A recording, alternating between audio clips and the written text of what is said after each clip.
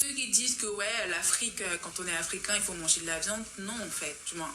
On nous a habitués à ça, mais en fait pas du tout.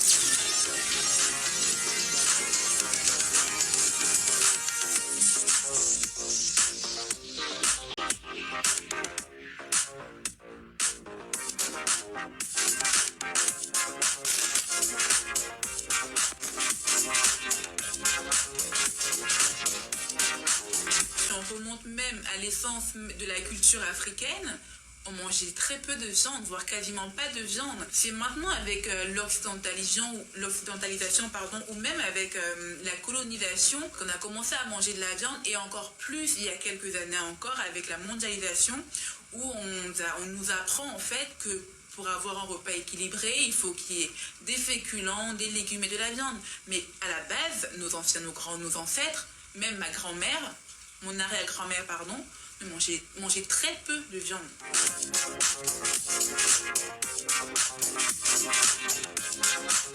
L'essence même de l'homme, pour moi, selon moi, c'est de manger, ou en tout cas de se nourrir avec des aliments végétaux. Ces aliments végétaux, en fait, ont des bienfaits, mais bien plus importants que le fait de manger de la viande.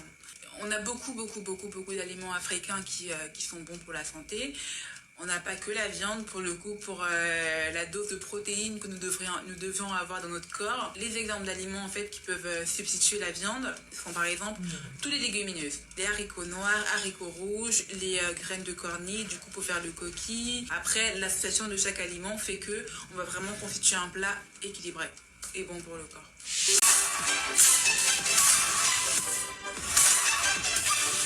Non, ça a vraiment du goût de manger vegan. Vous savez, il faut juste savoir, encore une fois, associer. On a des herbes magnifiques, mais magnifiques, qu'on appelle le persil, la coriandre, le thym. Vraiment, faire un mix de ça, quand on fait un plat, ça apporte du goût. Et en plus, en tant qu'africaine, on a pas mal d'épices afro qui apportent, mais juste à l'odeur, en fait, c'est magnifique. On a les rondelles, le poivre blanc de Penja et le poivre noir de Penja aussi, qui est vraiment 100% Cameroun. Et quand on le met, il y a juste à mettre un tout petit peu, on tourne une, deux, ça embaume la maison.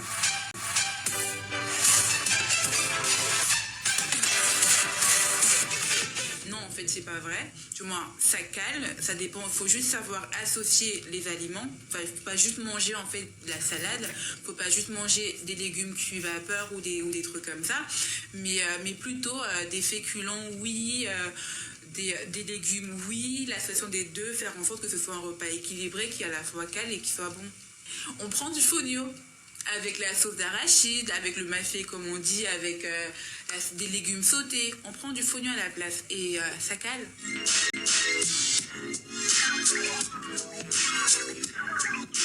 Pour un plat 100% afro, j'ai réalisé des gnocchis de macabo.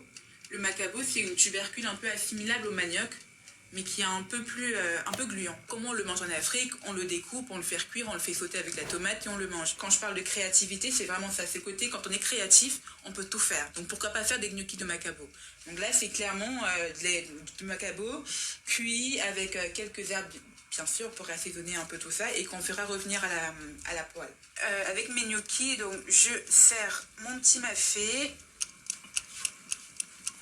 Donc par-dessus, je rajoute les champignons, c'est des pleurotes, que j'ai marinés à la sauce soja sucrée.